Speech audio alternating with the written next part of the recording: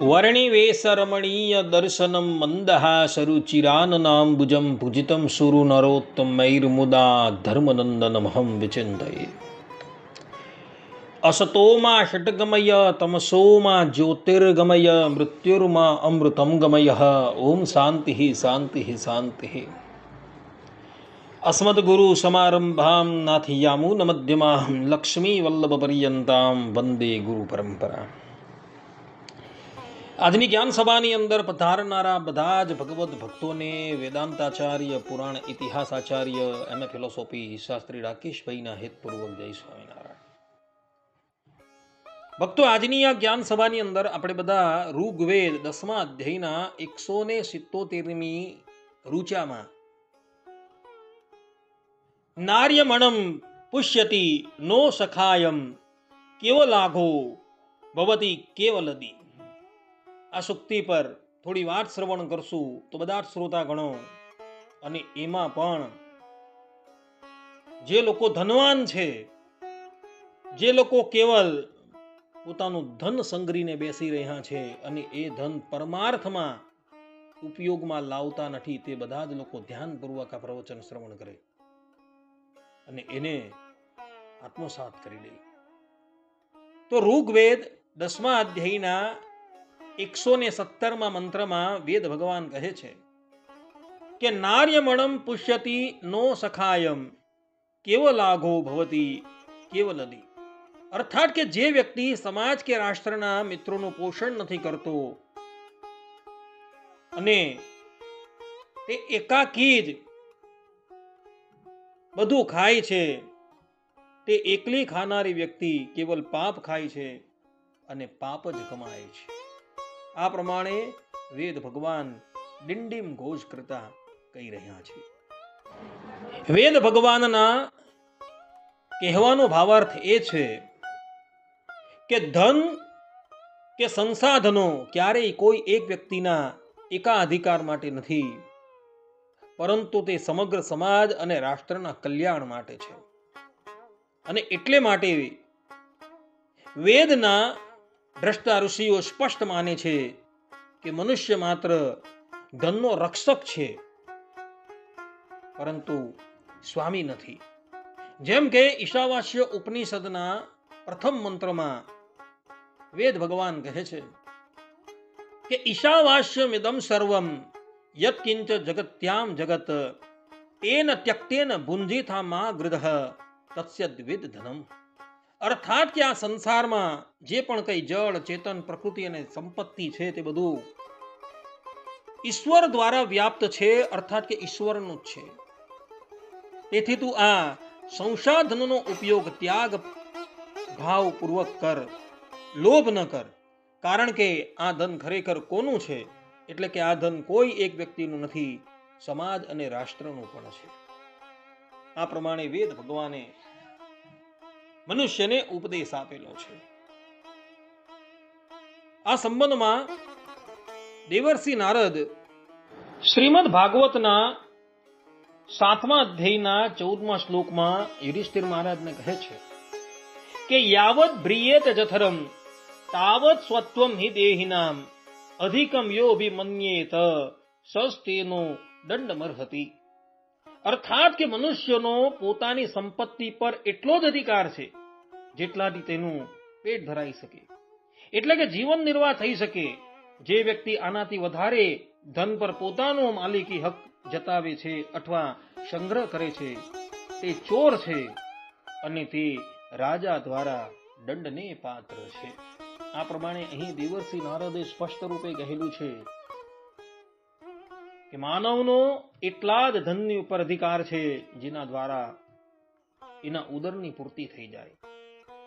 જે વ્યક્તિ આનાથી વધારે ધન પર પોતાની માલિકી, પોતાનું સ્વામિત્વ જટાવે છે અથવા વધારે ને વધારે એ ધનનો સંગ્રહ કરે છે એ ચોર છે અને રાજાએ એવા વ્યક્તિને સજા આપવી જોઈએ. આ પ્રમાણેની જોગવાઈ દેવર્ષિ નારદે કરેલી જોવા મળે છે. મહાભારતના શાંતિ પર્વમાં ગંગાપુત્ર ભીષ્મ કહે છે કે અન્યાયેન પ્રવૃત્તમ હિ ધનમ હરતિ યો નૃપઃ ધર્મ મૂલમ સધર્મિષ્ઠો રાજા હરતી તદ્ધનમ. અર્થાત કે જે મનુષ્ય અન્યાયપૂર્વક અથવા જરૂરિયાત કરતા વધારે ધનનો સંગ્રહ કરીને અધર્મ તરફ પ્રવૃત્ત થાય છે, તેનું ધન જો ધર્મનિષ્ઠ રાજા લઈ લે તો તે રાજા ધર્મનું જ પાલન કરે છે.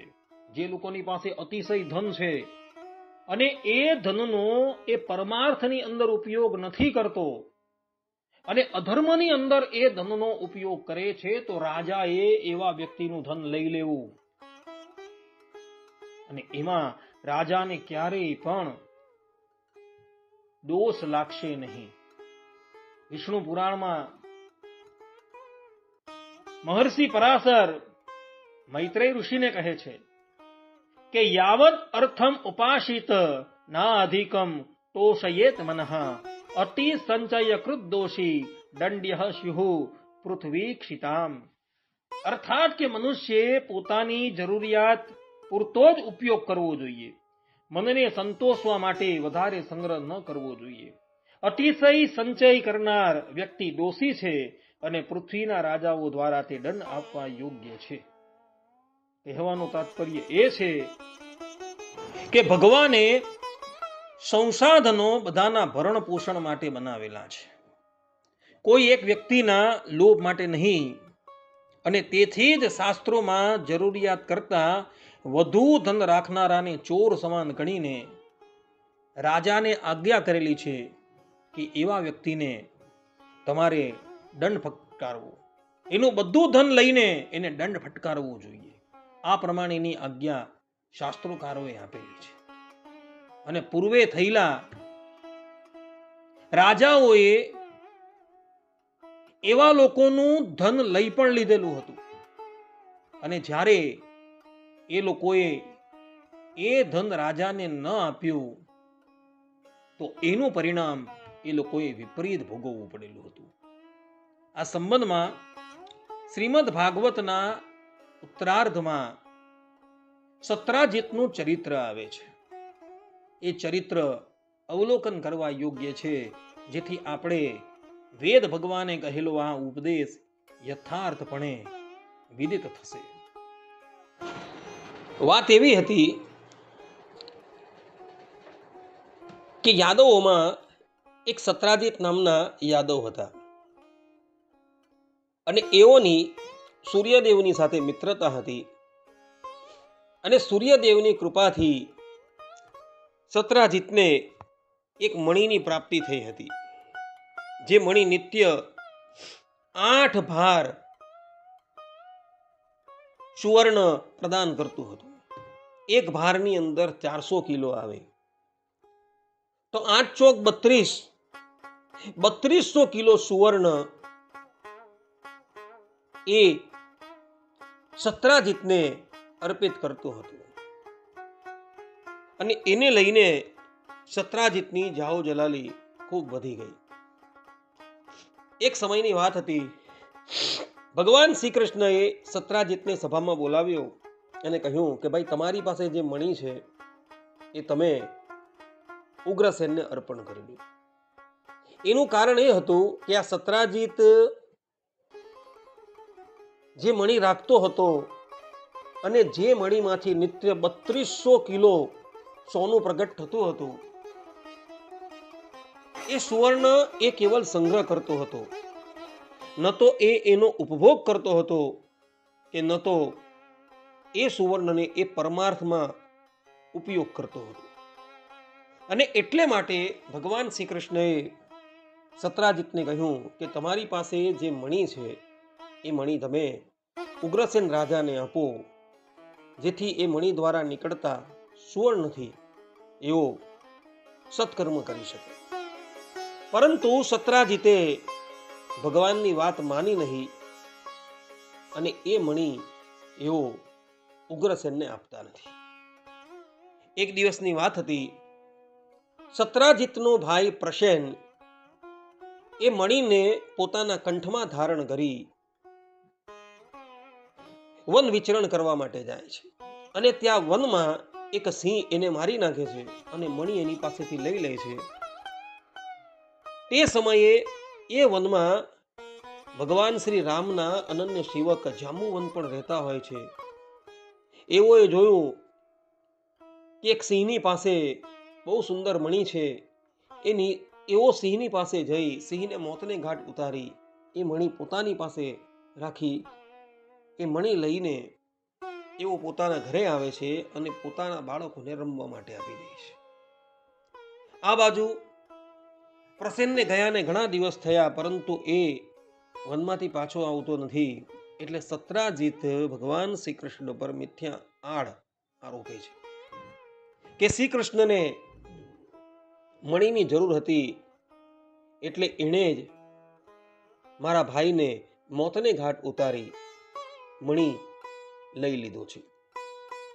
આ પ્રમાણે જ્યારે સત્રાજીતે ભગવાન શ્રી કૃષ્ણ પર મિથ્યા આરોપ મૂક્યો, એટલે ભગવાન શ્રી કૃષ્ણ પોતાને નિર્દોષ સિદ્ધ કરવાને અર્થે કેટલાક યાદવોને લઈને પ્રસેન જે ઘોડા પર બિરાજમાન થઈને વનમાં ગયો હતો એનું પગેરું શોધતા શોધતા પ્રસેનની પાસે આવે છે અને આવીને જુએ છે તો પ્રસેન એક સિંહ દ્વારા ફાડી ખવાયો હતો અને સમીપમાં જ એક સિંહ મરેલો હતો અને સિંહને મારી કોઈક રીછ એક ગુફામાં ગયો હતો. ભગવાન શ્રી કૃષ્ણ યાદવોને ત્યાં જ ઊભા રાખે છે અને પોતે ગુફાની અંદર પ્રવેશ કરે છે. ત્યાં ગુફામાં જાંબુવન સાથે 28 દિવસ પર્યંત ભગવાન શ્રી કૃષ્ણનું મણીને અર્થે યુદ્ધ થાય છે. અંતે જાંબુવાનને ખબર પડે છે કે આ કોઈ અવર નથી, પરંતુ સાક્ષાત મારા ઈષ્ટદેવ ભગવાન શ્રી રામ જ છે.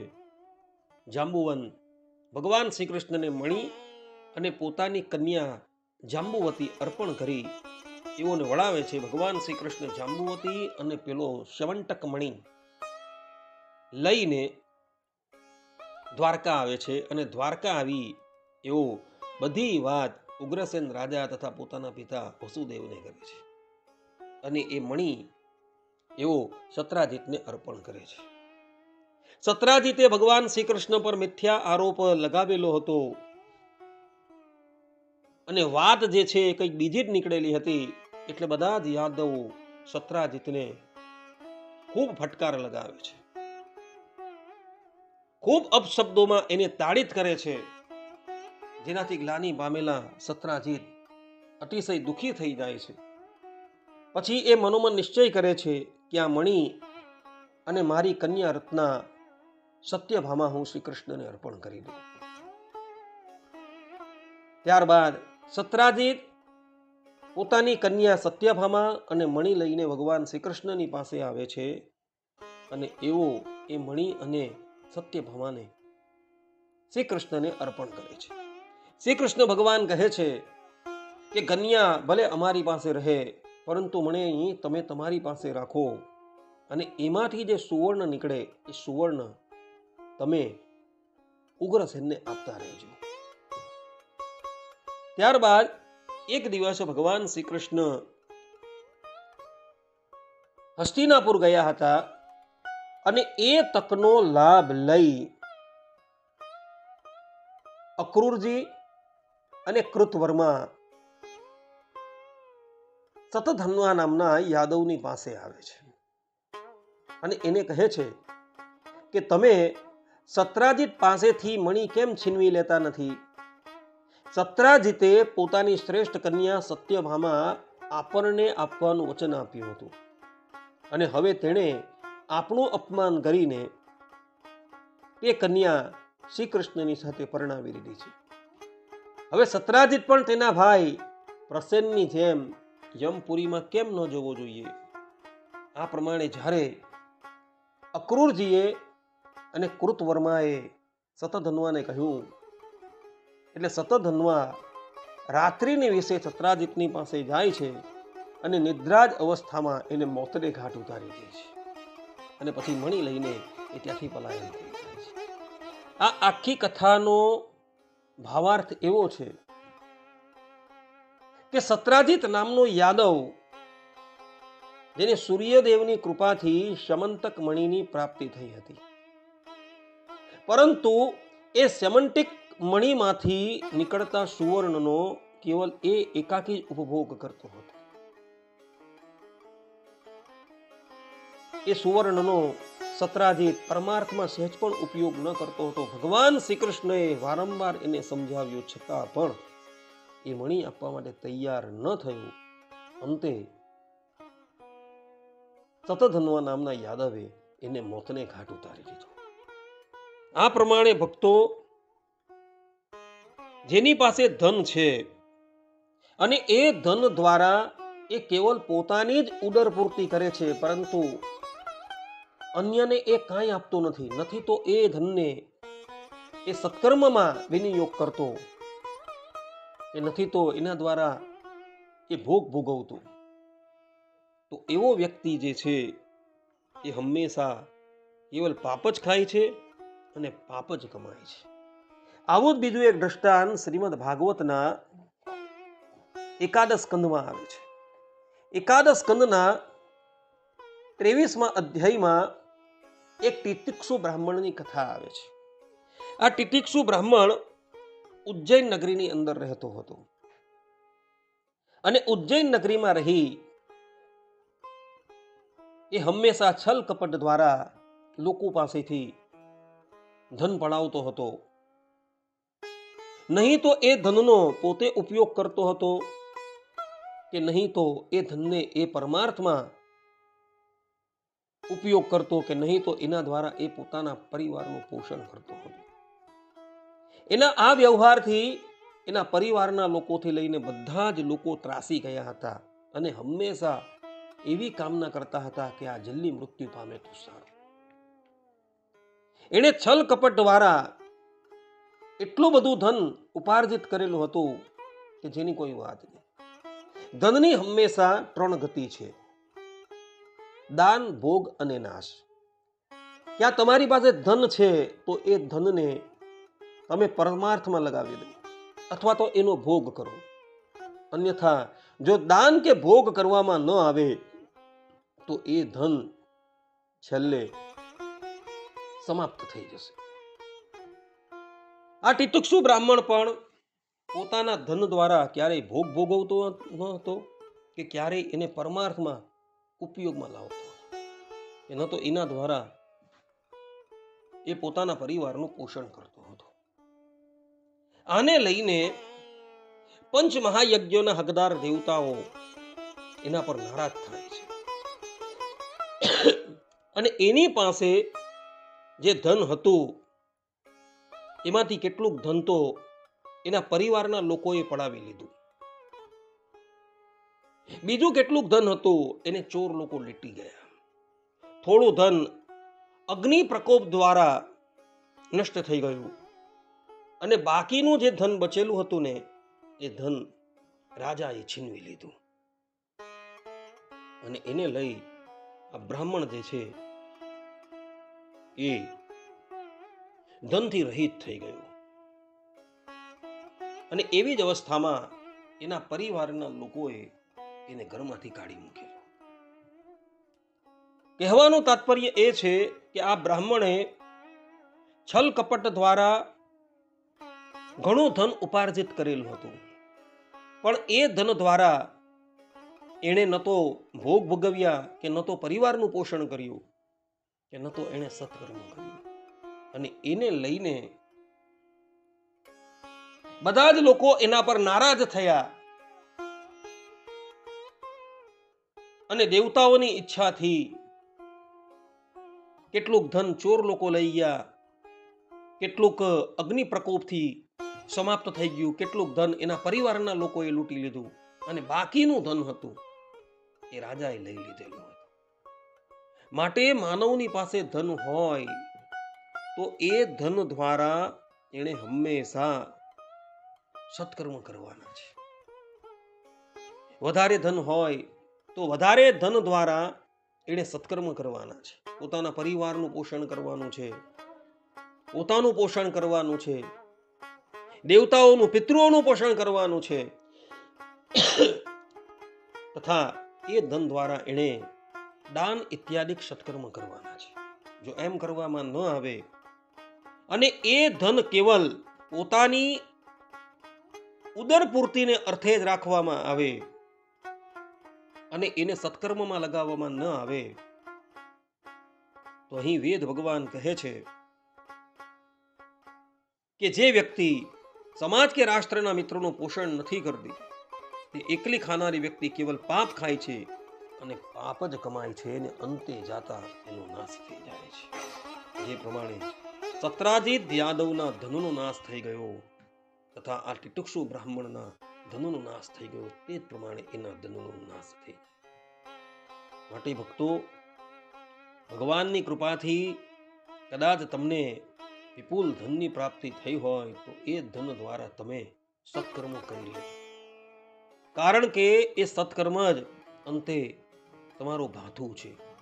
પરલોકની અંદર એ સત્કર્મ જ તમારો સાથ આપશે, કારણ કે ધન છે, ધાન્ય છે, બધું જ તમારે મૂકીને એકાકી જવાનું છે.